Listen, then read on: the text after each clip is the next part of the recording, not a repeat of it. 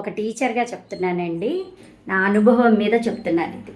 చాలామంది అండి అదేంటో కానీ పుట్టగానే ఇంగ్లీష్ రావాలి అని చెప్పి స్కూళ్ళలో చేర్చి వాళ్ళకు ఇంగ్లీష్ స్పోకెన్ ఉండాలని చెప్పి చాలా ట్రై చేస్తున్నారు. కానీ అండి వాస్తవం ఏంటంటే అండి మ్యాథ్స్ ఇంగ్లీషు అనేవండి వాళ్ళ ఐక్యూ లెవెల్స్ని బట్టి మాత్రమే వస్తాయి. మనం ఎంత ప్రయత్నించినా వాళ్ళ ఇంటి ప్రభావము ఖచ్చితంగా ఉంటుందండి. వాళ్ళ పేరెంట్స్ జీన్స్ ఉంటాయి, ఇవన్నీ సైకాలజీలో ఉంటాయండి. కానీ జనాలు ఎందుకు అర్థం చేసుకోరు, ఎందుకని పిల్లలు అలా అయిపోవాలనుకుంటారో నాకైతే అర్థం కాదండి. మీరు ఎంత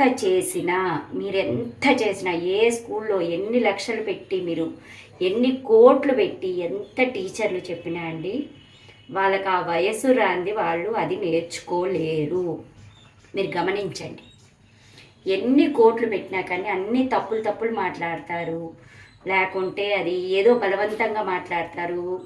అది అసలు ఒక పద్ధతి ఉండదు. అది దాని మీనింగ్ కూడా వాళ్ళకి తెలియదు. కొన్నైతే అలా నేర్చుకుంటారు తప్పితే ఇంగ్లీష్ అనేదండి గ్రామర్ రావాలంటే ఖచ్చితంగా అండి నేను రాసిస్తాను. మీకు కావాలంటే మీరు ఎవరినైనా చెక్ చేసుకోండి.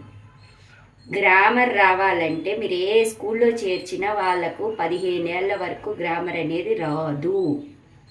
ఇది నా ఓన్ ఎక్స్పీరియన్స్తో చెప్తున్నది.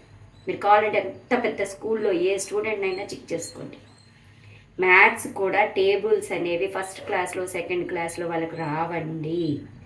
ఖచ్చితంగా 7th 8th అప్పుడు మాత్రమే వస్తాయి వాళ్ళకి టేబుల్స్. అప్పటిదాకా వాళ్ళు మీరు ఏం చేసినా వాళ్ళ లెవెల్స్లో వాళ్ళు నేర్చుకోలేరు.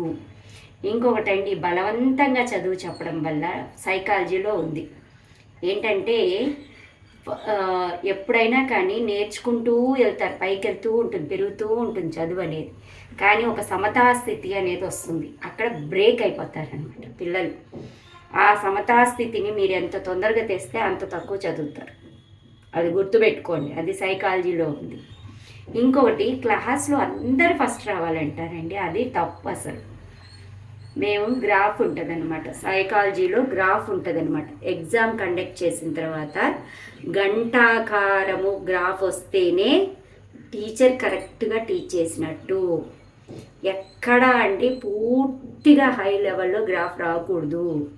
అది టీచింగ్ తప్పు అని అర్థము, కరెక్షన్ తప్పు అని అర్థము, క్వశ్చన్ పేపర్ తప్పు అని అర్థం. ఇవన్నీ పేరెంట్స్కి ఎందుకు ఎక్స్ప్లెయిన్ చేయలేదు మేనేజ్మెంటు? ఎందుకు మాయ చేసి అంత అబద్ధాలు చెప్పాల్సిన అవసరం ఏందో నాకు ఎక్కడా అర్థం కాదండి.